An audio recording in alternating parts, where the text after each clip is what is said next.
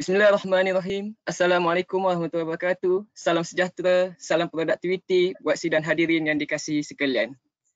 Bertemu kita kembali dalam JRP Webinar Series. Kali ini telah mencapai series yang ketiga, di mana lanjutan sebelum ini kita adakan series 1. Kita berbicara mengenai pemantapan tadbir urus mengenai program transformasi perundangan sedia ada, dan series yang kedua kita berdiskusi mengenai pedagogy of the heart dalam transformasi perundangan. Okey, sidang penonton yang saya kasih sekalian, justru itu saya, Hanis Cik Wan, selaku moderator pada petang ini, sekali lagi saya bawakan Dr. Haji Nur Hisham Muhammad Alwi daripada Perunding Pembangunan Organisasi untuk bersama-sama kita pada petang ini bagi melihat ataupun berbincang satu lagi tajuk ataupun topik yang menarik, iaitu kebolehpercayaan dalam transformasi perundangan. Okey, baik. Apa khabar yang berusaha, Doktor? Baik, terima kasih. Sihat, Doktor? Alhamdulillah. Alhamdulillah diberi kesihatan yang baik masih lagi, alhamdulillah. Sidang penonton yang saya kasihi sekalian, suka saya ingatkan di sini sesi perkongsian yang kita adakan ini adalah dijalankan secara santai. Jika tuan-tuan dan puan-puan ada persoalan yang terungkai di dalam fikiran, bolehlah mengemukakan persoalan tersebut menerusi ruangan question di paparan skrin laptop ataupun telefon tuan-tuan dan puan-puan, ataupun anda juga bolehlah mengangkat tangan dengan menekan button raise hand di paparan skrin tuan-tuan dan puan-puan. Okey. Saya ingin memaklumkan juga pada hari ini kita akan sediakan sijil penyertaan sebagai tanda penghargaan kepada tuan-tuan dan puan-puan bersama-sama kita dalam sesi webinar ini yang akan diberikan sejurus selepas tamatnya sesi. Okey, baiklah, tidak ralat sekali lagi untuk saya membacakan sedikit latar belakang penceramah kita pada petang ini, iaitu yang berusaha Dr. Haji Nur Hisham Muhammad Alwi buat penonton yang baru bersama kita pada sesi kali ini. Okey, Dr. Hisham atau lebih kenali sebagai Dr. Sam adalah seorang perunding bersekutu MPC yang terlibat dengan inisiatif amalan baik peraturan JRP di peringkat persekutuan dan peringkat negeri. Memperolehi ijazah Dr. Falsafah dalam bidang pendidikan pengembangan dari UPM dan Master of Science dari Purdue University, Indiana, USA. Dr. Sam juga pernah dilantik sebagai Profesor Adjun di Fakulti Sains Makanan dan Pemakanan Universiti Malaysia Sabah, UMS, dan juga di Fakulti Sains Kognitif dan Pembangunan Sumber Manusia di Universiti Malaysia Sarawak, UNIMAS. Baik, Doktor. Jika kita lihat pada sesi yang lepas, iaitu pada sesi yang pertama, kita berbicara mengenai pemantapan tadbir urus melalui program transformasi perundangan sedia ada. Kita dapat memahami kefahaman keperluan tadbir urus itu sendiri dalam perspektif amalan baik peraturan ataupun JRP itu. And then kita dapat mendalami juga pemahaman kerangka transformasi perundangan melalui PTPS, serta kita dapat memahami ataupun meningkatkan lagi prestasi dan pematuhan tadbir urus itu sendiri. Justru pada sesi yang lepas yang kita adakan pada hari Sabtu yang lepas juga, kita berbicara mengenai pedagogy of the heart dalam transformasi perundangan itu. Kita telah memahami ataupun sidang penonton dapat memahami konsep pedagogy of the heart dalam transformasi perundangan itu sendiri. Dan kita dapat mengaitkan pedagogy of the heart dalam pelaksanaan transformasi perundangan melalui pematuhan kendiri ataupun dikenali sebagai self-regulation. And then yang terakhir, kita dapat melihat kejayaan pedagogy of the heart dalam transformasi perundangan itu sendiri. Justru Dr. Sam, pada hari ini sesi ini kita akan beralih kepada topik yang baru, iaitu kebolehpercayaan dalam transformasi perundangan.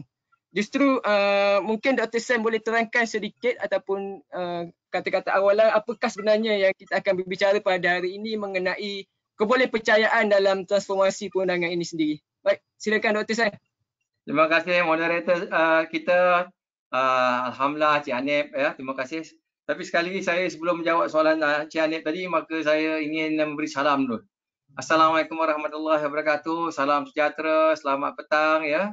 Pertamanya kita ingin mengucapkan terima kasih kepada pengurusan MPC sekali lagi memberi peluang dan ruang untuk kita bersama-sama dalam sesi webinar series deregulation ini, ya. Dan kita ucapkan terima kasih kepada yang berbahagia Datuk KP MPC serta 2 TKP MPC. Terima kasih saya kepada Encik Azrul, Encik Zaki dan timnya, termasuklah Encik Azrin dan Encik Hanif, ya. kita ucapkan selamat datang kepada fraternity GRP fraternity kita yang berada dalam sidang pada hari ini, iaitu fraternity daripada Sarawak pun ada, daripada Sabah pun ada ya, dari Pahang dan seluruh negara. Kita dipahamkan juga hari ini kehadiran juga dihadirkan oleh pengamal-pengamal perundangan ya yang berada Lois yang kita nampak. Kita juga ada wakil-wakil daripada universiti kita ada wakil daripada Universiti Malaysia Sabah, daripada Universiti Malaya, UTM, UPM, profesor-profesor yang ada, doktor yang ada ya. Rakan-rakan konsultan, rakan-rakan yang biasa berbengkel dengan saya, yang saya juga ada rakan-rakan pada Giat Mara yang ada bersama kita pada hari ini ya. So, ramai alhamdulillah sekali lagi ruang ini telah memberi ruang kepada kita untuk berkongsi secara maya. Topik kali ini ialah kebolehpercayaan dalam transformasi perundangan ya. Topik ini kalau kita tengok percaya tak percaya lah ya. Ceritanya percaya tak percaya perundangan yang ada lah dalam proses transformasi, kita percaya tak? Ya. Jadi dalam bahasa Inggerisnya saya ambil istilah yang kita ambil daripada perspektif kajian ya. Trustworthiness in regulatory transformation. Trustworthiness ini bermaksudnya kita melihatkan kepercayaan dari segi kita fokus kepada bagaimana ianya dilaksanakan ya. Kita nak tengok jalan cerita bagaimana kita melaksanakan transformasi. Bila kata transformasi perundangan ini, kita merujuk kepada apa? Proses di mana kita menyemak, proses pemetaan dan penyemakan ya. So kalau kita tengok fokus kita pada hari ini ya, berasaskan pada objektif perkongsian hari ini ya, rakan-rakan hadirin yang ada ya, iaitu kali ini kita bertujuan untuk berkongsi perspektif kajian dalam transformasi perundangan. Jadi kalau kita tengok dari segi dalam GRP kita, amalan berikutnya, salah satu inisiatifnya ialah deregulation, yang mana kita dah lakukan beberapa kali, beberapa tahun dan beberapa negeri ya. Jadi untuk itu dalam proses kita membuat itu, kita pun nak tahu sama ada kita buat tu cara betul atau tak betul. Adakah cara yang kita buat dalam proses menyemak, mementa dan menyemak itu betul tak dengan amalan-amalan yang dibuat di negara-negara maju. So, salah satu yang kita akan buat pada petang ini akan kita kongsikan ya, iaitu kita akan kongsi amalan proses transformasi perundangan di British Regulatory Executive ya, iaitu yang kita telah didedahkan tentang bagaimana mereka melaksanakan better regulations ya. Sebenarnya saya dengan Cik Anip akan bercerita sikit apakah proses pemetaan. Sekali lagi bagi mereka yang baru datang, baru hadir, kita pun nak tahu kenapa ada di antara kita perundangan ini bukanlah bidang kita ya, tetapi kita terkesan dengan perundangan. Kita pun nak kena tahu bagaimana kita melaksanakan pemetaan. Jadi apa yang kita laksanakan ini mesti adalah ada persamaannya dengan apa yang dilakukan oleh negara-negara yang telah maju ya. Kenapa salah satu konsep yang kita nampak dalam amalan baik peraturan, proses menandaaraskan apa jua yang kita buat ini dengan negara-negara maju. Maksudnya dalam bahasa Inggeris dengan izin dikatakan we must be able to benchmark with the practices of other developing nations ya. Itu yang kita buat.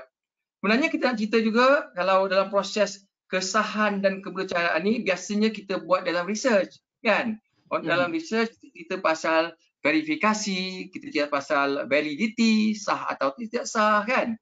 Kalau kita belajar ni, kalau kita buat thesis yang ini tak betul, tak jadi ni kan. Sebab tu kita nak cerita sama ada jalan cerita kita mengesahkan perundangan ini betul atau tidak betul. Kenapa berbalik pada asalnya dalam transformasi, 3 soalan asas. Ya, pertama kita tanya, is it legal? Adakah perundangan yang ada ini ianya ada asas punca kuasanya? Is it legal? Ya. Keduanya kita bertanya, is it needed? Kan? Is it needed? Adakah perundangan ini masih diperlukan? Sekarang ni macam-macam yang diperlukan ya. Ini lepas kita nampak benda yang perlu dan tidak perlu. Yang ketiganya kita nampak yang besar yang kita katakan bahawa is it efficient? So is it efficient? Ini kita nak tanya 3 soalan ni dan dia akan ditanya lagi soalan-soalan lain ya. Is it efficient? Dari segi proses pematuhan perundangan tadi berbalik pada sesi pertama sama ada ia menyumbang atau tidak menyumbang kepada tadbir urus ya. Okey. Sebenarnya kita cerita pasal pentingnya keterpercayaan. Kita lihat ya. Bila kita buat transformasi perundangan ni pentingnya apa? GRP ni kita secara umumnya dikatakan ianya penting untuk apa? Keharmonian socio-economic and environmental development of Malaysia. Kan? Sebab tu kita lihat kan bila kita buat itu negeri umpamanya boleh mendapat pendapatan. Kerajaan boleh mengurangkan proses-proses dalam tadbir urusnya dari segi kos ya. Jadi sebab tu kita tengok legality tu. Legality ya. Anip tak nikah lagi dah. Tapi kalau Belum. Pak Imam kalau lepas nikah tu ni dia katanya sah tak sah? Sah tak sah kan? Nanti dia tengok saksi sini, dia tengok saksi sana kan? Yang sana kata sah, sah kan? Ya, lepas sah itulah. Jadi dia ada prosedur tu. Bila ianya disebut kan, mengikut lunas-lunasnya ya. Walaupun ianya 10 saat, tetapi dia punya tanggungjawab tu sampai sepanjang hayat. Rupa juga bila kita buat transformasi. Kita buatnya 2-3 bengkel sekali tetapi diguna pakai untuk 5 tahun. Kan? Jadi sebab tu kita tengok proses tu kena sah. Kena sah dan kita kena sahihkan. Itu kita fokus pada gini lah. Ya? Dan kemudiannya kita nak lihatkan macam mana kita nak menjaminkan. Sekali lagi kita tengok macam mana kita boleh menjamin apa juga yang kita buat itu berkualiti. Berkualiti. Ya? Jadi ada dah kriteria-kriteria yang boleh kita kongsikan. Dan saya rasa kali ini saya nak kaitkan proses transformasi ini daripada perspektif kajian sikit. Bila kita tengok transformasi ini juga ada satu kajian. Kenapa ada elemen persampaiannya, ada metodologinya kan? Dan kita lihat juga channel, inilah objektif sesi webinar kita dan kita haraplah rakan-rakan yang berada di luar sana, GRP Fraternity yang berada di luar sana, inilah kita sama-sama akan go through dalam masa sejam yang terdekat ini apa yang boleh kita kongsikan bersama ya. Dan seandainya kita lihat macam Cik Hanif kata, ada soalan, mungkin kalau boleh tanya, kita tanya. Nak resen, kita resen. Ya? InsyaAllah secara santai. Topik ni nampak susah. Trustworthiness in Regulatory Transformation. Okey, insyaAllah. Okey, balik pada Cik Hanif. Okey, baik Dok. Jika kita lihat pada objektif tadi, mungkin ada banyak objektif, tapi insyaAllah pada petang ini kita bawakan sesi ini secara santai, maknanya kita amat alu-alukan pertanyaan ataupun persoalan daripada tuan-tuan dan puan-puan sendirilah. Justru itu sekilas pandangnya pada hari ini yang kita dapat lihat, salah satunya yang pertamanya kemungkinan kita akan tengok ataupun kita akan berkongsi amalan terbaik ataupun transformasi perundangan British Regulatory Executive London itu sendiri ya Dok. And then yang kedua kita tahu konsep kesahan dan kebolehpercayaan dekat situ. Mungkin kita lepas ini kita dapat mengetahui apakah sebenarnya dimaksudkan kesahan dan kebolehpercayaan itu sendiri dari sudut transformasi perundangan ni Dok. Yang ketiga kita dapat lihat pada untuk menjamin kualiti transformasi perundangan tersebut. Maknanya kerja-kerja yang kita buat ni apakah jaminan kualiti untuk transformasi perundangan tersebut. Dan yang terakhir kat sini mungkin daripada sesi-sesi yang sebelum ini kita akan lihat way forward sebenarnya dalam transformasi perundangan ni Doktor. Okey Dr. Sam, mungkin Dr. Sam boleh teruskan lagi pada sidang hadirin kita hari ini untuk berkongsi mengenai apa itu sebenarnya kebolehpercayaan dalam transformasi perundangan itu sendiri. Terima kasih Hanif ya. Bila kata jaminan kualiti itu teringat ISO kan. Kita pun ada sistem kualiti kita kan, kita benchmark dengan orang ya, kita improvise, tengok ada NCR. Serupa juga dengan kes transformasi ni, kita tengok supaya kita tidak banyak NCR lah, non-conformance dia tak banyak ya. So bila kita katakan cara kita nak buat tu biarlah ianya bertepatan dengan orang lain buat ya. Termasuknya yang dibuat itu telah diguna pakai oleh negara-negara lain sebagai proses pendakwaan ya. So, jadi dalam salah satu perkara yang kita telah dihantar, sekali lagi MPC, terima kasih kepada MPC yang telah menghantar kita untuk belajar di Department for Business, Energy and Industrial Strategy dan juga di BRE. BRE ini adalah satu jabatan Better Regulation Executive ya. Yang ini ketika di London ya. Ianya di London. Okey. Salah satu dalam salah satu proses apa dia? Bila pergi ni? Bila pergi ke kita nak pergi pun tak boleh pergi dah, tapi ini pergi dalam kenangan lah dulu. Alright. Jadi inilah kita lihat ketika itu gabungan ya. So salah satu yang kita buat di Malaysia ni dalam proses gabungan nak mengesahkan proses tu, pertamanya kita tengok keahlian. Sebab tu kita lihat dalam proses transformasi perundangan di Malaysia ni, kita ada gabungan people from industry, kita juga ada diwakili oleh warga MPC sendiri, kita juga ada ahli-ahli akademianya. Ya, ahli akademia bermaksudnya kita juga melihatkan dalam contoh ni kita ada orang daripada Prof Zahira daripada Uniza, kita ada Syariza, kita ada daripada Guaman sekali Datuk Aisyah ya. So kita lihatkan ianya proses keahlian tersebut dari perspektif Guaman macam mana, daripada perspektif akademik macam mana, daripada kacamata industrialis macam mana ya. So kita lihatkan bahawa dari keahlian yang begitu penting. Sama juga bila kata kita bercerita nanti pasal gabungan membuat transformasi ini, bergantung kepada keahliannya orang-orang yang berwibawa untuk membuat proses transformasi. Kalau tak ada, berbalik pada konsep nikah tadi ni, ya, Tok Kadi itu kenalah berwibawa kan. Ya. Okey. Right, kat sini kita lihatkan bahawa bila kita pergi kat sana, dia salah satu yang dikongsi adalah the principles of better regulation. Ya, apakah prinsip-prinsip dalam, kalau di Malaysia ni ialah dipanggil perundangan lestari ya, betul kan? Smart regulation ya, better regulation ya. Dekat sini dikatakan apa? Pertamanya bila dia tunjuk slide ni, better regulations mean using high quality evidence. Ya, high quality evidence maksudnya mesti ada bukti-bukti bila ianya kita menggubal. Bila menggubal pun kita kena ada bukti. Apa asas penggubalan satu-satu peraturan tersebut atau perundangan tersebut. Bila kita nak masukkan, kita pun kena buktikan kenapa perlu kita masuk, ya. Kalau bukan kita sebab dia dah tua kita masuk, ya. Tetapi kita nak tengok what is the problem with the regulations. Dan seandainya kita nak pindah pun kita kena ada bukti.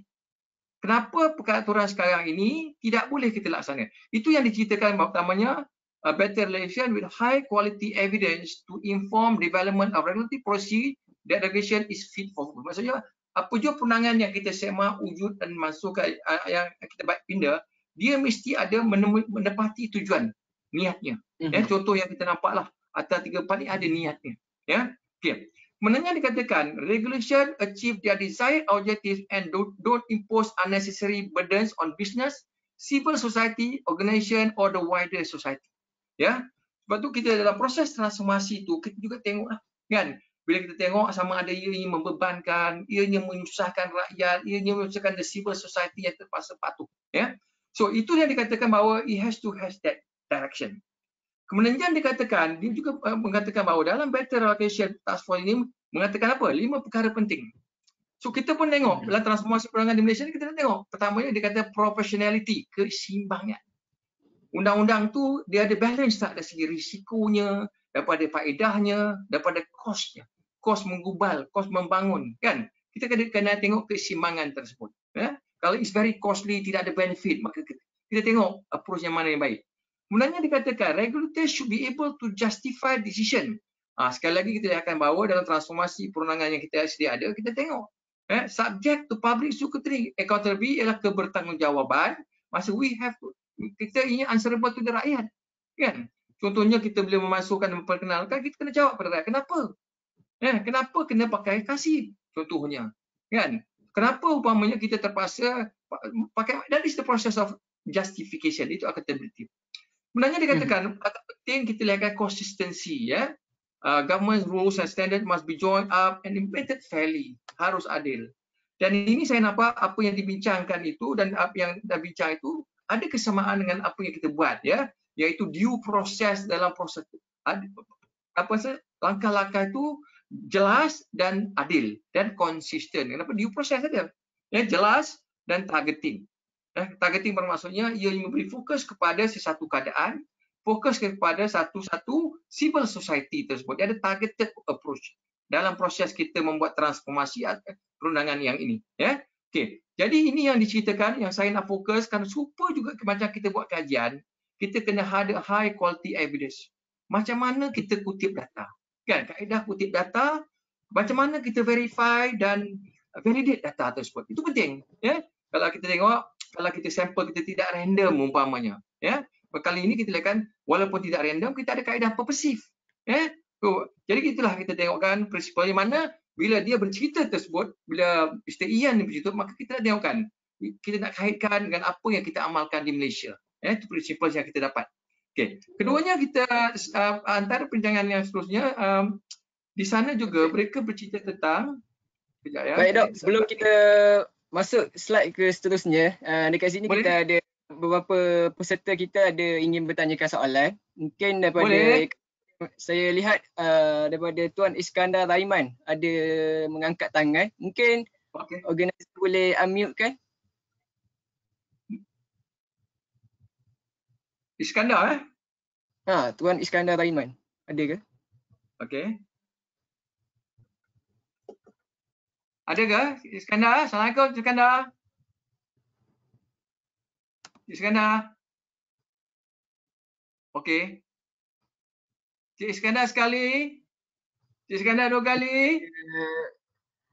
mungkin ada masalah teknikal sedikit. Oh, Mungkin kita ada kat sini Mr. David pun ada mengangkat tangan juga. Cuba kita try unmute-kan Mr. David.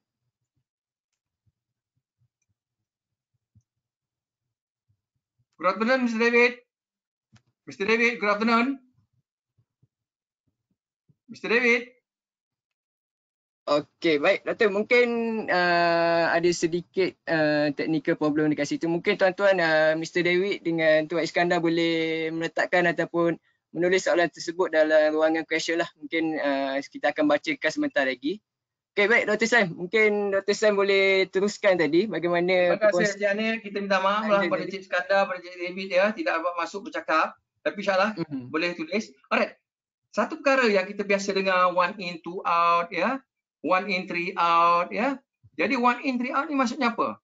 Dalam konsep yang diceritakan oleh BRE ni, Better Regulation ni, 1 in, 1 out bermaksudnya seandainya kita perkenalkan satu peraturan atau perancangan baru, maka satu kena keluar. Maksudnya kita akan kata yang lama akan keluar.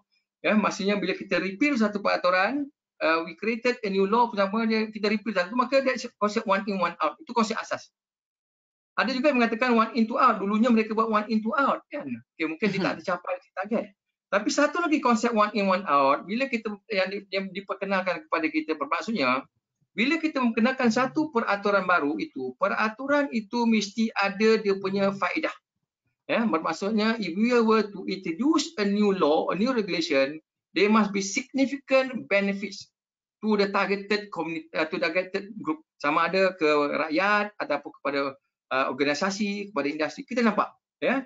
Dan keduanya dikatakan ianya tidaklah membebankan. 1 in, 1 out maksudnya faedah yang masuk itu mestilah boleh mengurangi kos dari segi memperkenalkan peraturan tersebut ya. Kalau kat sini dikatakan contohnya kat sini, the rule required departments to ensure that the value of any regulation is were offset by out of that amount ya. Itu maksudnya. Bermaksudnya faedah itu haruslah melebihi daripada kosnya. Supaya sekali lagi niatnya apa? Niat dalam JRP ini the ease of doing business, tidak membebankan rakyat ya. Yeah. A regulated in was a measure for which the direct cost to the business exceeded the direct economic benefits Bermaksudnya kalau kat sini, kalau contoh yang lain, which the direct cost exceeded the direct economic benefits to the business ya. Sebab tu dua benda lah kita tengok. Kita bukan hanya tengok the economic benefits, tetapi nak ditengoklah net social benefits. Bermaksudnya bila kita ada satu peraturan ni, kita adakan apa? Jangka hayat kesihatan akan jadi bagus, alat kita akan jadi bagus. Ini konsep yang kita belajar iaitu 1 in, 1 out. Tapi kita kadang-kadang kita lihatkan kita perkenalkan satu baru, tak ada yang lama. Tapi kita lihat juga foto yang kita nampak kat sini, katakanlah satu akta berita tidak benar dulu kita pernah mansuhkan ya. Kita mana mansuhkan, saya rasa selepas 4 bulan diperkenalkan dia dimansuhkan. Kenapa dimasukkan? Kenapa dia punya rasional justifikasi? Kita nampak bahawa dah ada peraturan-peraturan yang dah ada yang boleh menangani masalah-masalah itu. So kita tak nak apa yang dikatakan apa? Duplication ataupun pertindahan dari lepas itu. So sekali lagi saya nak katakan bahawa apa yang kita belajar di London itu menyamai atau menyamai apa yang kita amalkan. Masa kita does not deviate from the practices of other countries. Kenapa? Kita pun bangunkan kerangka-kerangka ini setelah membuat kajian dan lawatan ke beberapa negara lain oleh pakar-pakar MPC ya. So itu yang kita lihatkan dalam better regulation, dalam transformasi ini 1 in, 1 out ya. Konsepnya satu yang baru masuk dan ataupun keluarnya satu. Satu lagi dikatakan dalam proses apa jua yang kita buat, serupalah dalam transformasi, dalam kita buat apa, kita kena menilai apa kan? The need to do impact assessment ya. Ini kita nampak yang kita banyak tekankan impact assessment dalam RIA, regulatory impact assessment kita banyak ya. Sekali lagi kita lihat kenapa rational the need to do impact assessment bila kita memasuk kata memperkenalkan kat sini ya. Maksudnya dalam fasa-fasa seterusnya dalam transformasi tersebut, to ensure that the policy decisions are being made on the basis of robust evidence ya. Robust ni. Robust ni maksudnya kalau kita tengok, kalau saksi ni bukan suatu saksi saja. Kalau punca data itu bukan pada satu punca data saja, kan? Maksudnya kalau kita tengok, ramai orang berkata, saksi-saksi yang kredibel mengatakan begitu. Punca-punca data sama ada primary data, secondary data itu banyak robust. Ya? Robust ini membawa kepada rigor. Rigor ni ketegaran semakan tersebut lah, ya. Jadi kebenarnya dikatakan ensure that appropriate consideration given to alternative proposal, ya. Tapi saya nak fokuskan apa yang kita belajar itu, the need for robust evidence. Sama juga di peringkat awal pun diceritakan bahawa dalam transformasi ini perlu ada evidence, ya. Evidence, ya. Okey, itu yang kita nampaklah, ya. Mungkin satu lagi slide, ya. Fokuslah, ya. So, anyway. Okey, baik Dr. Sam. Mungkin bila kita lihat sebentar tadi Doktor ada terangkan bagaimana untuk capai ataupun untuk memperolehi better regulation tersebut. Tapi salah satunya yang saya lihat dekat situ, regulator dengan pihak-pihak yang terkesan dengan sesuatu perundingan tersebut bukan satu, perlu adanya satu way of communication, ya Dok. Maknanya kita ada tahu impak ataupun tindak balas. Dari situ kita impact assessment setiap perundangan yang ada tersebut. Maknanya di situ kita ada beberapa option lah. Mungkin ada satunya regulatory option, non-regulatory option, dan status quo dekat situ, ya Dok. Mungkin apabila adakah impact assessment tu, kita maknanya kita dapat tahu adakah sesuatu perundangan tersebut mencapai objektif yang dikawal selianya. Okey, baik Dok. Mungkin kat sini saya boleh bertanyakan sedikit, apakah sebenarnya fokus ataupun elemen penting dalam kebolehpercayaan dalam transformasi perundangan ini, Dok? Mungkin Dr. Sam boleh jelaskan sedikit elemen-elemen yang penting. Tadi saya berceritakan bahawa dalam proses, dalam journey untuk kebolehpercayaan, Transformation Regulatory Commission, kita melihatkan keahlian siapa yang akan membuatnya. Kita melihat siapa yang terlibat dalam proses transformasi tadi. Namanya kita nampak orang biawa tadi. Competent person ini yang diwakili oleh siapa? Kita lihatkan wakil daripada pejabat LA. Kita lihatkan wakil daripada akademia. Kenapa dari segi metodologi kita tak tengok? Kita tengok wakil daripada the business society yang juga akan terlibat. Kita juga melihat kepada apa? Daripada industri expert yang ada. So kita lihatkan, kalau kita tengok cara begini, kita nampak ianya lebih kepada fokus yang kita nampak, iaitu fokus kepercayaan dalam transformasi ini, ya. Proses mengesah dan mensahi perundingan ini, pertama penting juga ialah keturunan data itu, ya. Bagaimana perolehan data. Keturunan data kat sini kita lihat kepada the authenticity of the data. Maksudnya data itu boleh kita dapat. Yang ini proses mining of the data ni, kan? Dalam proses dalam gambar saya yang tunjuk itu, gambar itulah rakan konsultan bersama dengan PC, dengan mantan pengarah, bersama dengan PU di negeri Melaka.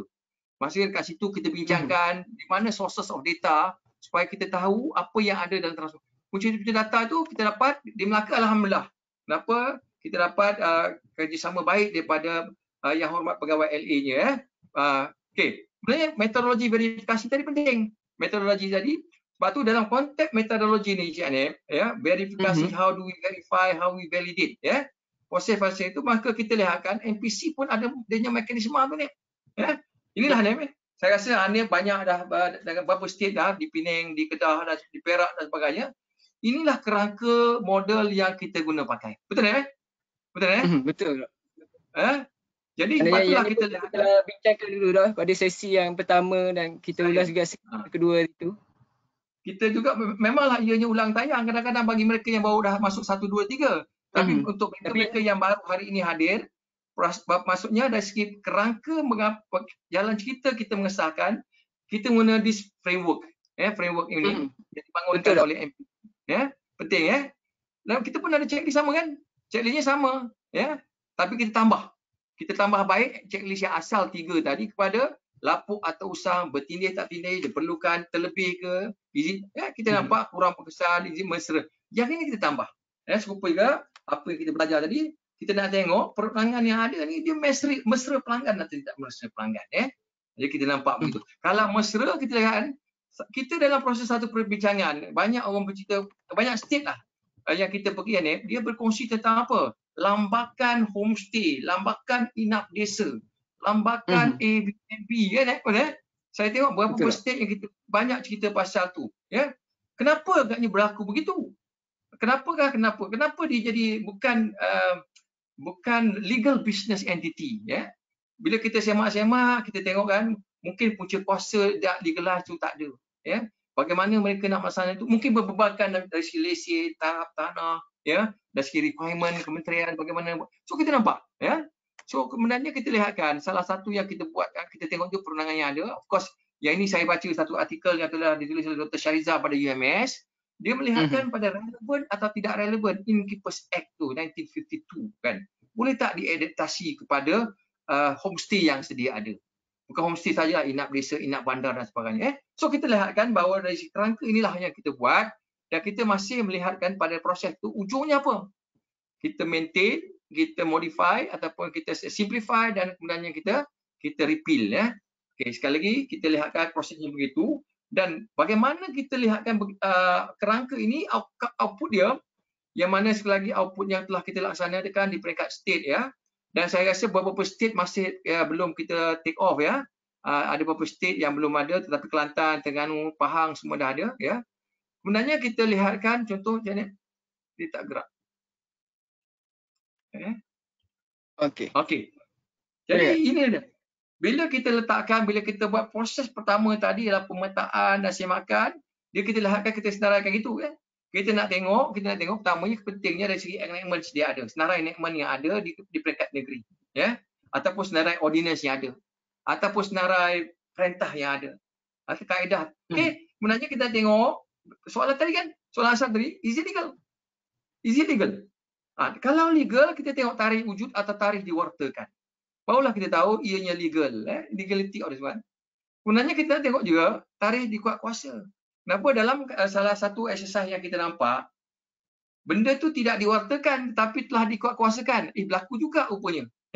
Mungkin tersilap pandang ataupun salah dari segi improper, tapi itulah. Jadi kalau benda itu tidak, maka kita nampakkan dia tidak bertepatlah dari segi perundangannya. Boleh di-challenge dalam mahkamah lah nanti. Ya. Sebab tu kita lihat dalam proses proceeding mahkamah, bila kita nak buat proses pendakwaan, evidence is very important. Kan? Evidence, credible witnesses penting kan? Homework pentinglah. Serupa juga transformasi ni kita kena buat homeworknya. Ya.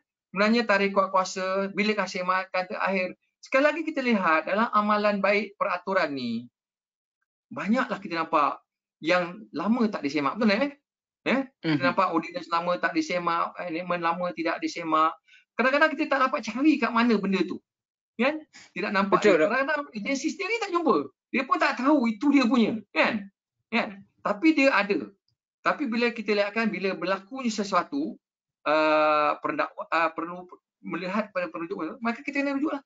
Sebenarnya kita tengok, kita buat semakan begitu, semakan terakhir bila Kalau bolehnya kita lihatkan dalam amalannya, every 5 years kita buat, dia punya review. Betul kan? Every 5 years kita review lah. Dan kemudian ada agensi, dan kemudian itu kita buat catatan. Ini di peringkat awalan kita kutip data, betul Awalan ialah kita menyenaraikan dan kita masukkan dalam format ini, lepas tu kita buat semakan dan analisis, lepas tu kita buat scoping. Itu di antara kita lihat bila ianya urutan begitu. Urutannya lepas ini, lepas itu, kan?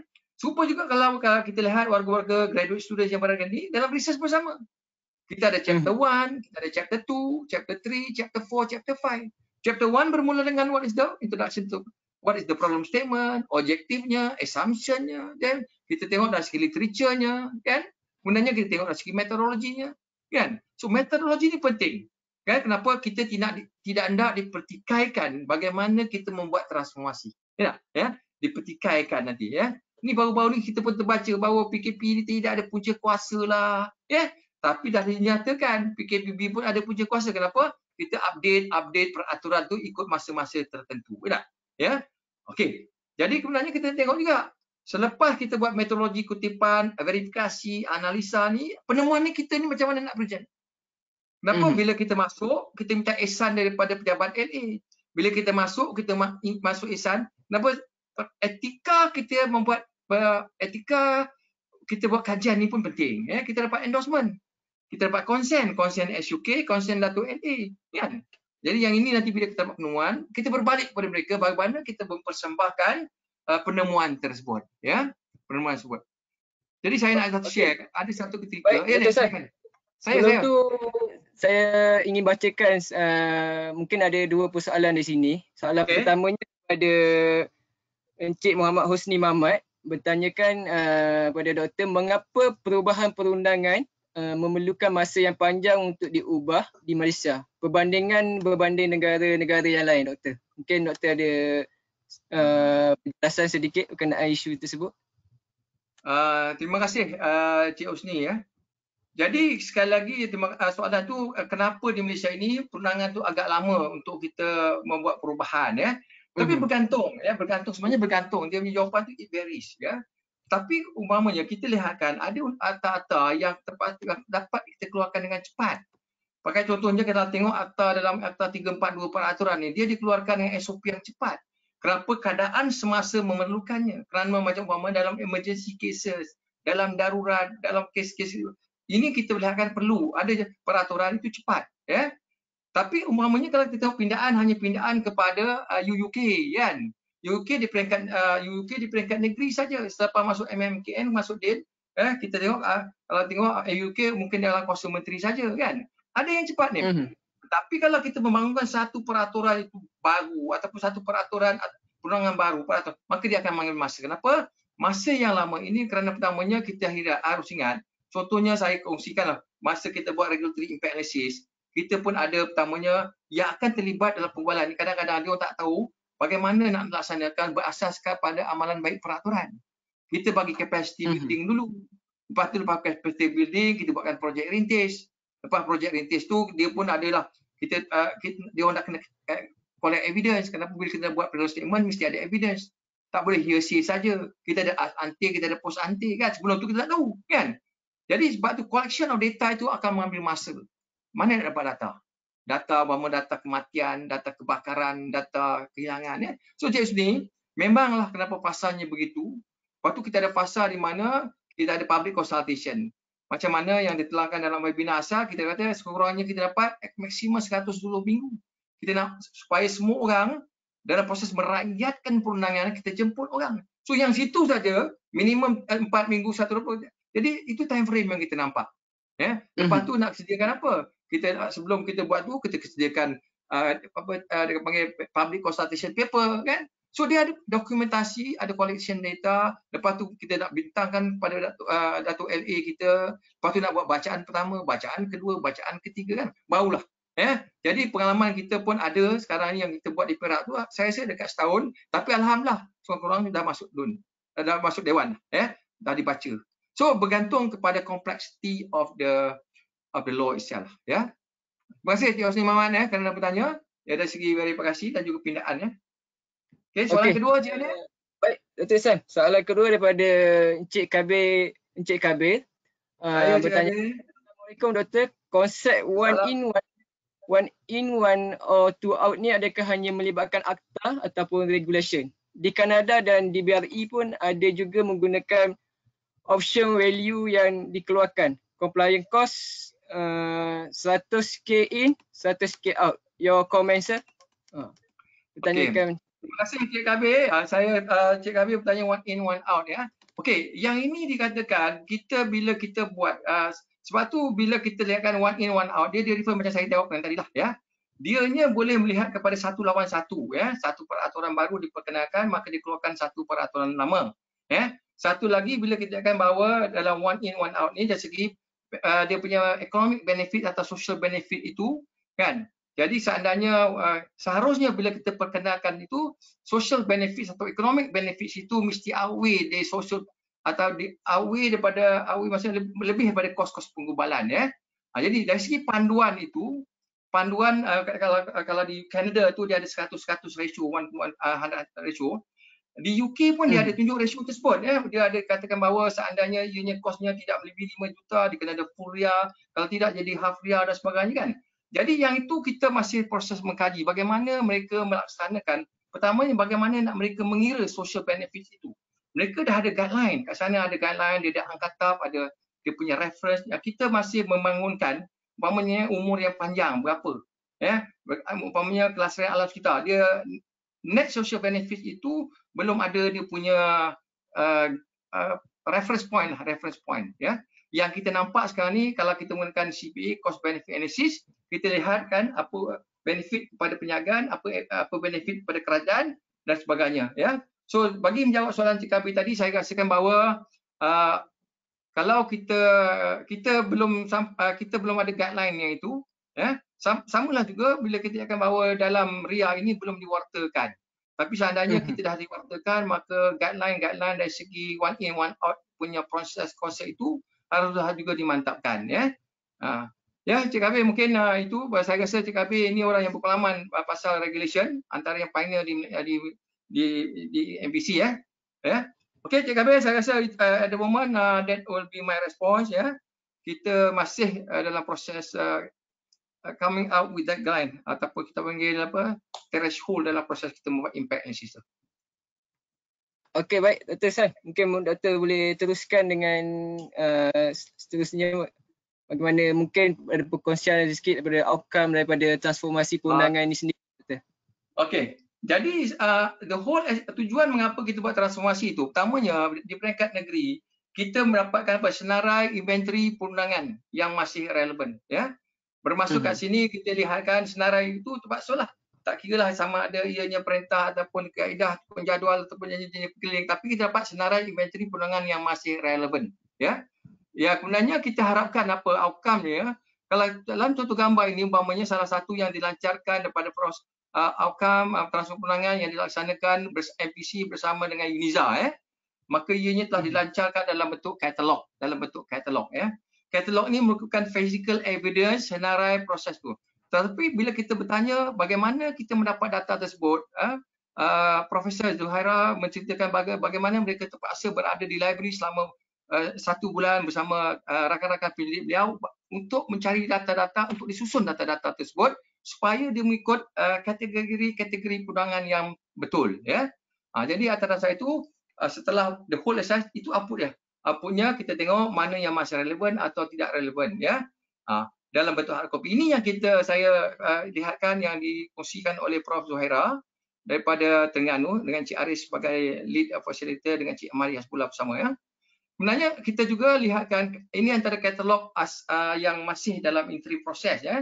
Kenapa kita lihatkan ini senarai inventory perundangan yang masih relevan yang menunggu untuk pelancaran, ya. Yang mana bersama dengan Datuk mantan LA iaitu Datuk Rohana, ya. Yang ini sekali lagi ini adalah satu kajian yang telah dilaksanakan oleh MPC bersama kerajaan negeri bersama dengan UPSI, ya, Universiti Perguruan Sultan Idris. Sebab itu kita nak cakap kepercayaan ni, kita nak tengok pertamanya kita tengok bukan sahaja kaedah proses transformasi tersebut, kita jangan tengok siapa yang membuat kajian. Siapa yang membuat kajian itu penting, ya. Dan saya rasakan collaboration effort yang dilakukan oleh MPC ini agak baik, ya. We have people daripada industri dan sebagainya. Itu bagus. Kenapa? Perspektif yang berbeza di peringkat awal pemetaan, di peringkat awal semakan, ya.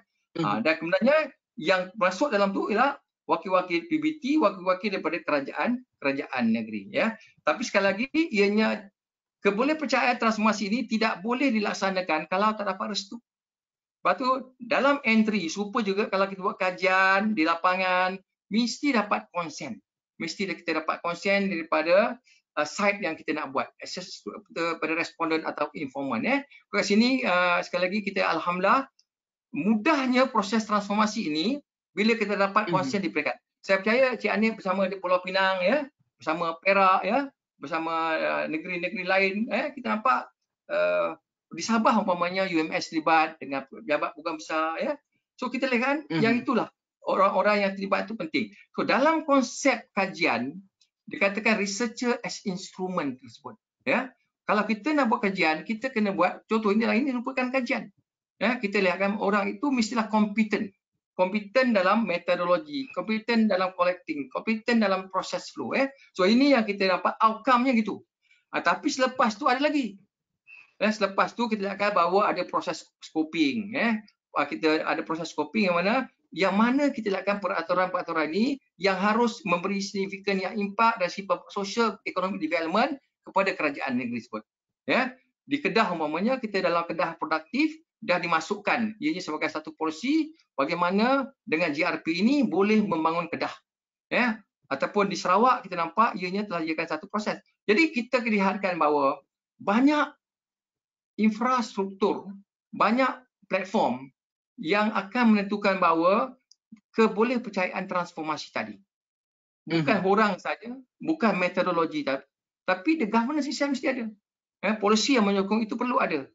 Okey. Jadi sebab tu kita nampakkan berasaskan pengalaman kita, dianya ialah mixed method. Kalau dalam kajian dipanggil mixed method. Mixed method maksudnya ada pendekatan kualitatif, ada pendekatan kuantitatif. Kuantitatifnya kita nampakkan bila kita buat berapa senarai-senarai itu ialah kuantitatif. Tapi bila kita dapat proses, kita nak mengesahkan, proses kita bertanya, proses kita nak membuat pengasahan tentang sesuatu peraturan, yang itu saya nampak lebih kepada qualitative approach. Sebab tu saya tengok dalam transformasi perorangan sedia ada ini, mixed method punya approach atau reka betul dalam kajian. Jadi kita dapat ianya dilaksanakan bersama. Gambar yang ada inilah bila mana kita dapatkan bahawa kerjasama daripada Pejabat A, ialah Yang Hormat Datuk A Negeri Melaka, yang mana yang kita maklum tadi ada wakil MPC-nya, ada konsultannya, ada wakil akademia. Okey. Yang ini kita nampakkan Baik, Dr. Sam, mungkin saya boleh membacakan soalan seterusnya daripada sidang daripada Tuan Haji Burhanuddin Haji Saidin sendiri. Bertanyakan mengenai transformasi perundangan adalah penting dari masa ke semasa. Mohon pencerahan negara manakah yang patut kita tanda aras dari segi transformasi perundangan ini dan mengapa negara tersebut dipilih. Mungkin Dr. Sam ada sedikit perkongsian ke? Terima kasih Tuan Haji Burhanuddin, terima kasih kerana soalan. Kita katakan mungkin salah satu sebab mengapa kita telah memilih London School of Economics. Mengapa London School of Economics telah memilih BRE, British Regulatory Executive. Dikatakan bahawa kita tahu kalau di Malaysia ni, kalau silap saya lah, Section 3 artikel Undang-Undang Sivil, iaitu kalau di Malaysia ni kita memakai Undang-Undang 1959 berdasarkan perundangan-perundangan di England, di Malaysia Barat. Tapi kita lihatkan kalau ianya ialah pemakaian perundangan di negeri Sabah, dalam ini kita lihatkan ianya adalah perundangan berasaskan England ini, iaitu untuk tahun 1951 dan juga 1949. So betul tu kita lihatkan bahawa bila perundangan kita mengikut Akta Sivil ini 1956, ianya berdasarkan perundangan England. Lagi satu kita lihatkan pada prosesnya, kenapa dia punya framework asas perundangan itu ialah kita pakai British law. Memanglah asalnya kita Malaysia ni ada peraturan, ada resam Melayu, ada resam Cina, bangsa-bangsa lain kan. Jadi kita lihatkan salah satu kita nampakkan justifikasinya, saya rasakan antaralah kenapa bila kita bertanya kepada akademik macamnya, kenapa bagusnya London School of Economics tu, kenapa dia merupakan penasihat juga dalam pembangunan penggubalan. So saya tak boleh nak recommend banyak, tapi saya rasa negara macam Australia pun kita pergi, sebab apa, dia pun ada, sekali lagi dia punya statute berasaskan pada English law. Okey, kita boleh pergi ke negara-negara lain, tetapi mungkin kita ada barrier bahasa, kita ada barrier dari segi mendapatkan contoh-contoh. So kalau ketika pada negara-negara Commonwealth ni, bolehlah saya rasakan, personal opinion saya, bila kita berada di LSE itu, Cik Burhan, it is a good exposure. It is a good exposure. Okey, yang itu terima kasih Janib. Saya rasa itu respon saya.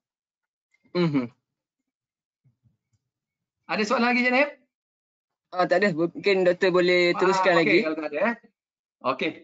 Terima kasih Cik Burhan, terima kasih Cik Kabir kena bertanya Okey, jadi kalau kita berbalik pada slide seterusnya, hanyalah definition saja bermaksudnya bila katakan, kalau saya lihatkan dari kesahan ini merujuk kepada ketepatan dari segi perancangan, pengumpulan data, analisis data serta pelaporan So kalau ianya kita nampak kat sini, dalam proses of to verify, salah satu kaedah ini kita lihatkan ialah kita tengok dia punya sequencing. Dalam proses kita melaksanakan transformasi itu, kita tengok dia punya urutan-urutan itu. Yang ini kalau dalam bahasa kualitatif kita panggil audit trail, ataupun audit trail adalah laluan audit. Seandainya kita ingin membuat sekali lagi, ianya boleh kita replikatkan menggunakan kaedah-kaedah yang sama. There's element of replication kat situ. Tapi trustworthiness kat sini, trustworthiness kat sini ataupun kepercayaan itu merujuk kepada darjah keyakinan kepada data yang diperolehi. Data kita tengok, kita tahu data itu disimpan di Jabat LA, disimpan di state office katakan. Jadi kita tahu bahawa data itu memang kita lihatkan bila kita baca dari segi bila warta, siapa yang mengubarkan dan sebagainya, kita tahu sahih tak sahih. Sahih tak sahih sekali lagi, ianya collective decision berasaskan kepada apa? Sebab tu bila kita membuat satu lawatan, salah satu soalan yang ditanya oleh Datuk LA itu dia tanya, you only lawyer ke? Kan? Ini pengalaman di belakang kawan, you only lawyer ke? Kan? Nak buat semakan ni, you only lawyer ke? Jadi atas dasar itu kita tahu bahawa kita pun bila kita buat, it is a group of people. Kita dengarkan dari segi kepakaran perundangan, kita ada orang-orang yang berlatarkan undang-undang. Dari segi metodologi, kita ada orang bagaimana pasal metodologi. So kita buat, kita complement each other. Sebenarnya tafsiran data dan kaedah untuk menilai proses tersebut. Bagaimana kita interpret the law. Data tadi macam mana interpret. Jadi kita dapatkan bahawa setelah kita susun mengikut template tadi, maka kita semak itu pasal pertama. Pasal keduanya kita akan analisis kan. Dia ada pemetaan, dia ada semakan, lepas tu ada analisis kemudian cadangan penambahbaikan. So ada 3 pasal. So 3 pasal tu kena jelas. Kena jelas dan kita tahu bahawa it has to be legally bounded. Bermaksud ianya juga legally bounded dan ia juga mengikut amalan-amalan yang telah dilaksanakan dalam transformasi negara. Yang mana untuk negara-negara yang kita boleh tengok macam di England, begitulah prosesnya. Okey. Itu konsep rigor and trustworthiness. Sebab tu saya katakan tadi, bermula dengan apa? Bermula dengan siapa? Dalam konsep ini, kita tengok the researcher as the instrument. Tidak macam kuantitatif, instrumen tu daripada kajian soal selidik, umpamanya kan. Kita pun ada kaedah soal selidik. Pertamanya, soal selidik tu kita hantar kepada agensi-agensi, dia akan menyenaraikan dan kita semak balik. Contohnya kita lihat bila kita buat dengan UiTM Kelantan macam dia ada adanya questionnaire, dan kemudiannya dia akan senaraikan, dan kemudiannya ada proses validation. So again combination. So kalau kat sini saya mungkin kat sini mungkin saya boleh tambah sedikit lah. Maknanya bila kita adakan yang proses semakan perundangan tersebut, kita juga adakan bersama-sama dengan owner kepada perundangan tersebut, Dr. Sam sendiri. Maknanya owner kepada perundangan tersebut akan memberikan respon, maknanya feedback mengenai perundangan-perundangan yang di bawah kawaselia agensi ataupun pihak berkuasa tempatan masing-masing lah. Maknanya dekat situ pun kita tahu untuk melakukan pindaan dan sebagainya kena datang daripada owner tu sendiri. Betul. Itulah konsep tadi. Boleh teruskan sekali. Ya, Doktor? Itulah konsep tadi. The researcher as an instrument tu maksudnya, itu konsep dia. Pengkaji itu orang yang sebenarnya mempunyai tahu. Dia tahu tentang bidang yang nak dikaji tu. Kita bersama-sama ya, Doktor. Dia kena bersama. Sebab tu kita tidak boleh buat secara berasingan. Ianya is a complementary kerja bersama. Sebab tu kita lihatkan bahawa bila kita masuk di state, kita nakkan dia punya endorsement or consent from the state. Kat sini contohnya kita pun ada Prof. Dr. Haim Hilman yang juga telah di MPC telah mengantar dan belajar di London. Kita juga ada Tuan Hizaka sebagai champion. Dan kita lihatkan inilah gabungan. Gabungan daripada akademik tadi dan juga MPC untuk proses verifikasi tadi. Okey. Sebab tu dalam proses kualiti tadi, kita cerita pasal kualiti pula. Tapi kepatulah dikatakan dalam proses kita membuat transformasi perundangan sedia ada ni, peradaban etika sepanjang proses itu penting. Sebab tu kita lihatkan kita buat apa? Kita ada non-disclosure agreement. Bermaksudnya seandainya perkara itu kita belum hebah-hebahkan, belum diwartakan, dia masih dianggap sebagai dokumen-dokumen yang tidak boleh diceritakan ke orang untuk dihebah. The elements of ethics kena dijaga. Sebenarnya dalam penemuan PTPS itu boleh dipercayai pasal reliable findings. Dan reliable finding macam mana? Reliable finding sebenarnya pelaporan tadi mestilah dengan seteperinci yang mungkin. Seteperinci yang mungkin. Maksudnya kalau dalam masa mudah, it must be represented by the thick description of the peraturan sendiri. Jadi kat situ kita lihat bila dah ada tadi, kita ada pun kat ujung tadi kita nampak ada catatan. Kat catatan tadilah apa benda tindakan yang kita telah laksanakan untuk catatan, apakah yang isu yang kita nampak dalam catatan tadi. Contohnya kita lihatkan tadi dalam Akta Innkeepers Act 1952 tadi apa dia? Mungkin lapuk. Merchant Shippers Ordinance 1950 apa masalahnya kan? Okey, sebenarnya kesahan itu dalam pelaporan yang sangat tadi yang mesti dalam bentuk pelaporan. to quality. Quality itu bermaksudnya ujung tu pun berkualiti, awal pun berkualiti, tengah pun berkualiti. Ya. So bermaksudnya the whole process flow tu outcome-nya nampak yang berkualiti. Okey. Jadi selain daripada itu, inilah dia kita lihatkan checklist dia. Ya. Bila buat transformasi perundangan, pertamanya dikatakan sama juga macam research. What is the problem with the regulations? Kan? Ya, bila kita semakan, what's wrong? Kenapa? Apa isu dia? Apa sebab dia? Apa akibatnya? Seandainya kita tidak buat pemansuhan, seandainya kita tidak membuat pindaan, kalau kita kekal dengan sedia ada, apa repercussion? Kan jelas tak jelas Sebab tu kalau kita saja datang, kita datang sebagai pemudah acara. Tapi dari segi input itu datang daripada pihak berkuasa. Input itu datang daripada PBT dan PBN. Agensi kerajaan ni ada ni ya. Nah, betul kita katakan the process owner tu penting. Kehadirannya begitu.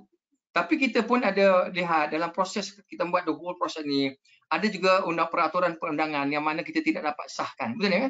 Kenapa ketidakhadiran? Pertamanya kita tahu kekangan tu kenapa? Tidak semua PBT ada PUU. Tidak semua PBT ada PPUU, kan? Jadi orang yang arif di PBT itu tidak ada. Maka kita kena rujuk pula pada PU negeri, ya. Jadi kita akan itu yang kita salah satu hikap. Maka beberapa peraturan tidak dapat kita sahih dan sahkan, ya. Okey. Sebenarnya kita lihat juga dari segi metodologi tu, ya. Adakah reka bentuk pemetaan dan sebagainya tadi bertepatan dengan kerangka di regulation MPC tadi? Ya, yang mana ianya telah dibangunkan oleh tim MPC, ya. Yang mana Cik Haris Abdullah, ya, yang kita panggil Profesor Ulung tersebut telah refine, modify dan sebagainya setelah kita lihatkan dalam proses trial and error di peringkat awal. Tapi dengan baseline kita tahu asasnya kita benchmark negara ini, ya, dan kemudiannya kita jadikan kerangka kita. Ya, kalau dalam ini dipanggil kerangka kita lah. Kalau dalam kajian dipanggil kerangka kajian, ya. Okey, kat sini kita pentingnya apa? Ketepatan persempalan yang terkesan. Pentingnya kita kenal pasti dalam menjemput ke bengkel-bengkel itu siapalah. Bila kita dah senaraikan, kita dah dapat homework awal, kita dah nampak dia punya yang ni, oh yang ini PBT, yang ini PBN, yang ini Jabatan Agama Islam Negeri, yang ini di bawah JKM. Kan nampak? Maka kita jemput. Itu amalannya. Sebab tu salah satu yang penting kita bermula dengan ni adalah purposive sampling. Kita panggil purposive sampling. Ya. Purposive sampling maknanya bertujuan. Kita panggil apa? Kerana dia yang memegang, dia yang menggubal, dia yang menetangkan. Itu purposive. Kita panggil purposive sampling, ya. Dalam kualitatif kita panggil purposive, ya. Okey, sebenarnya kita tanyalah ini yang penting yang saya tadi metodologi tadi bermula dengan apa? Serupa juga kalau kita buat research, kita punya sampling frame. Kita tak kenal population, kita kenal sample, kita randomkan, yang convenience pun boleh, tapi kaedah ini tidak tepat, kan? Okey, sebenarnya penemuan, ya. Penemuan macam mana dia kita present, ya. Kita nampak kalau kita tengok laporan-laporan yang telah dibentangkan daripada sedikit-sedikit itu bertebal, ya. Ada sampai 700 muka surat, ya, penemuan kajian, ya. Susunan perolehan data tadi jelas dan teratur, dan bagaimana data tadi menyokong pemenuhan perbincangan tersebut, ya. So banyak peraturan-peraturan sampai 300 kadang-kadang di satu state dan sebagainya kita tengok, ya. Dan amat penting kalau di akademia kita tengok what will be the contribution to the body of knowledge pun penting. Kalau kita tengok orang yang belajar law di fakulti pun, what will be the contribution to the body of knowledge? Kita tanya what is the performance gap of the regulation. Yang itu yang nampak kita lihat dibuat kajian, ya. Dan yang agak penting ialah sumbangan kepada repository perundangan di peringkat negeri, di peringkat kementerian, ya. Jadi kita nampak dalam proses kebolehpercayaan tadi inilah, ya, dia punya metodologi, the problem statement, what is wrong with the current regulations, apa, ya. Dan kita buat metodologi of how nak tengok verification dan sebagainya. Lepas tu kita tengok bincang pula macam mana kita susun atur dan kita buku dan kita compilekan tadi. Dan kemudiannya sekali lagi kita lihatkan significance finding ini contribution, ya, sumbangan lah, ya. Sumbangan kepada akademik pun kena jaga jugalah, ya. Okey. Baik. Jadi betul saya. Saya mungkin masa pun kita amat limited juga hari ini. Mungkin sebelum Doktor dapat merumuskan sesi pada kali ini, mungkin Doktor ada kata-kata yang terakhir daripada dari segi kepercayaan dalam transformasi perundangan ini sendiri. Mungkin Doktor boleh berikan sedikit sharingnya. Okey dah. Ya, terima kasih Hanif. Tak sedar ni dah 1 jam, ya. Okey, ini antara yang kita bincangkan tadi rumusannya. bagaimana kita boleh memantapkan kebolehpercayaan transformasi. Pertamanya kita ada apa dikatakan triangulasi. Bila kita nak buat verification tu, dia ada triangulate.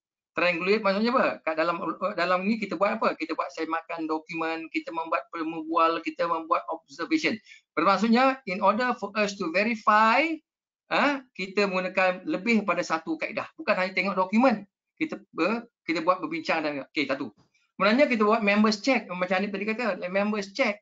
Semakan lagi kita rujuk kepada kepakaran PBT atau agensi tadi. Sebenarnya kita lihat kalau kita tak bijak, kita tahu ada kita sangkut, kita rujuk pada peer evaluation, penilaian rakan sejawat, kita rujuk, yang itu yang pentingnya tadi. Pihak universiti yang berada dalam tim tadi kita rujuk, kan? Dari segi kita tak tahu tafsiran, ya. Sebenarnya kita lihatkan mestilah cukup penyertaan, ya. Kalau tak cukup penyertaan macam mana kita nak verify semua, ya. Betul. Dari segi yang dalam, ya, kita pun kena tahu. Paling penting saya nak ceritakan tadi, apa jua yang kita buat ini, ya. Kita mesti ada dia punya justifikasi, ya. Kena ada justifikasi, dan kemudiannya inilah yang dikatakan dia punya laluan audit tadi. Permulanya macam mana, akhirannya macam mana, ya. So kita nampakkan dalam proses flow ni kita panggil dalam kajian panggil audit trail. Audit trail ni dianya menusukkan, dianya menyertakan the sequencing of transformation perundangan tersebut, apa yang harus kita buat dan sebagainya, ya. Ini kita panggil audit trail lah. Salah satu dalam yang kita buat dalam qualitative research, kita panggil audit trail, ya. Yang mana kita gunakan dalam pelaporan bagaimana kita melaksanakan, ya. Seandainya kita nampak dalam salah satu aktiviti ini ada cacat celanya, maka kita improvise, ya. Okey, Cik Hanif, saya rasa itu saja yang kita nak kongsikan.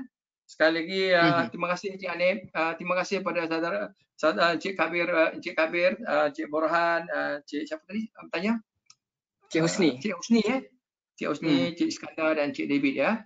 Dan saya ingin mengucapkan terima kasih lah, ya, semua kepada rakan-rakan fraternity GRP, semua rakan-rakan yang berada, yang kenal atau tidak kenal bersama saya, kepada universiti-universiti yang ada, ya. Thank you very much for your participation here. Thank you very much for your attendance. Thank you very much kerana mengambil masa bersama-sama dalam menyokong siri webinar deregulation yang dianjurkan oleh MPC ini, ya. Dan saya ingin ucapkan tahniah pada co-pilot saya, moderator kita, Encik Muhammad Hanif.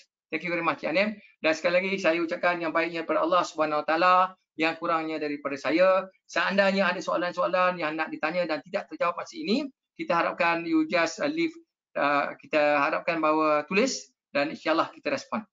Terima kasih, Cik Hanif. Back to you. Baik, terima kasih Dr. San. Sidang hadirin sekalian, tak sangka kita punya siri yang ketiga ini begitu cepat masa berlalu, ya Dok, sejam. Kita telah lepas isu mengenai kebolehpercayaan dalam transformasi perundangan ini sendiri. Maknanya yang justru yang kita lihat dalam untuk kebolehpercayaan ini, kita ada step-stepnya, maknanya kita bermula daripada fasa pemetaan perundangan itu sendiri. Maknanya kita mappingkan semua perundangan, kemungkinan kalau di bawah negeri ada enactment, undang-undang kecil, kaedah dan sebagainya, dan kita go kepada proses embakan itu sendiri. Maknanya kita cek adakah perundangan tersebut masih lagi relevan, bad regulation, dan kita ada solusinya kat situ. Mungkin ada cadangan penambahbaikan, cadangan untuk mansuh, dan kita akan laksanakan untuk cadangan mansuh dan tambah baik itu kita akan perlu adanya impact assessment kat situ, ya Dok. Maknanya untuk sebarang cadangan tersebut. Okey, baiklah. Justru sekali lagi saya ucapkan terima kasih kepada Yang Besar Dr. Haji Nur Hisham Muhammad Alwi kerana bersama kita daripada siri 1 lagi. Maknanya kita telah sembang mengenai pemantapan tadbir urus perundangan itu sendiri, dan kedua kita telah mengupas isu pedagogi of the heart dalam transformasi perundangan, dan hari ini kebolehpercayaan dalam transformasi perundangan sendiri, dan serta sidang hadirin tuan-tuan dan puan-puan yang sentiasa menyokong ataupun sentiasa memberi sokongan kepada kita dalam menyertai siri webinar ini. Baiklah, justru akhir kata kepada saya, di sini saya mengucapkan salam Aidilfitri juga pada semua sidang penonton, tuan-tuan dan puan-puan, kerana kita pun dah di penghujung Ramadan, ya Dok, adanya kat sini. Ya, saya.